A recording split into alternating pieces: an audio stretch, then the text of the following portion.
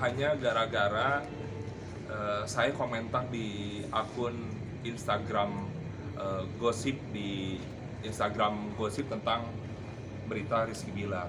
Sebetulnya akun yang saya sampaikan tuh tidak ada sama sekali untuk nyinyir. Nggak mungkin saya nyinyirin teman saya sendiri, partner kerja saya sendiri, nggak mungkin. Karena mungkin digosok sama orang-orang sekitar, sama netizen, akhirnya muncullah Instagram Kang Rizky Bilar. Kang Bilar itu tentang menjelekan tentang saya. Kenapa saya bisa berstatement seperti itu? Karena di akun yang dia capture itu jelas ada nama Boni Anggaranya. Saya juga menyayangkan, sekali lagi yang pertama beliau menyampaikan bahwa satu poin IO saya tidak profesional. Saya ceritakan dulu kronologis di awal bahwa saya ini mengundang saudara Rizky Bilar secara harga, ya namanya harga deal-dealan antara IO dengan talent itu sudah hal yang biasa.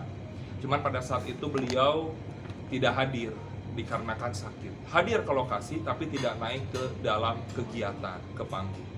Bahkan pada saat beliau sakit, saya ini yang mengantarkan beliau, menyuruh tim saya untuk mengantarkan ke rumah sakit terdekat.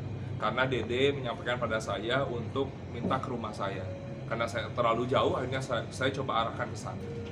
Saya coba untuk datang juga ke rumah sakit untuk ngecek. Tapi karena saya secara profesionalisme sebagai event organizer, ya acara tetap harus berjalan. Tapi namanya kita sebagai pihak kedua yang diutus oleh orang klien yang ngajak kerjasama pada kami, ya akhirnya ya mau nggak mau klien pengennya tampil. Tapi karena kondisionalnya Kang bilang nggak memungkinkan untuk tampil, ya kami, bahkan saya pribadi dengan timnya Leslar berdiskusi bagaimana caranya agar fans tidak kecewa, klien tidak kecewa. Akhirnya saya minta tolong sama Dede, untuk sama Lesti Kejora untuk bukan menggantikan, tapi naik ke atas panggung untuk minta maaf.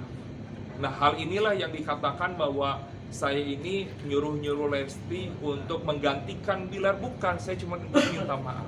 Tapi karena memang beliau juga tidak mau dengan alasan beda manajemen, akhirnya saya mau mencari solusi yang lain.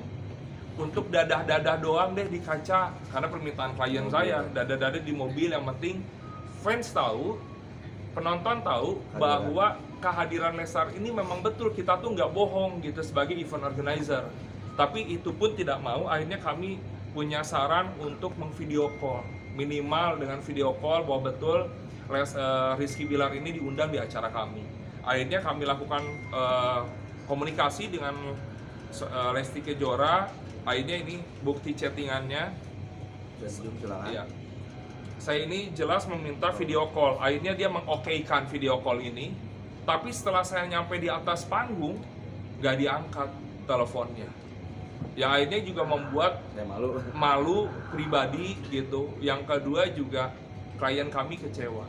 Akhirnya dari situ ya perusahaan saya meminta refund biaya, karena bukan perusahaan saya yang minta, ya adalah pihak klien kami yang minta. Dan memang saya juga menyayangkan bahwa saudara Rizky Bilar juga tidak ada permintaan maaf ke klien kami. Itu yang akhirnya mungkin membuat klien kami juga minta refund secara biaya. Karena ya mungkin pikiran klien ya kalau tidak perform ya harus kembali uangnya. Nah, hal itulah yang membuat menjadi pergesekan ini dimulai membuat saya katanya tidak profesional. Sekali lagi bahwa saya ini ada di posisi kedua yang berbeda.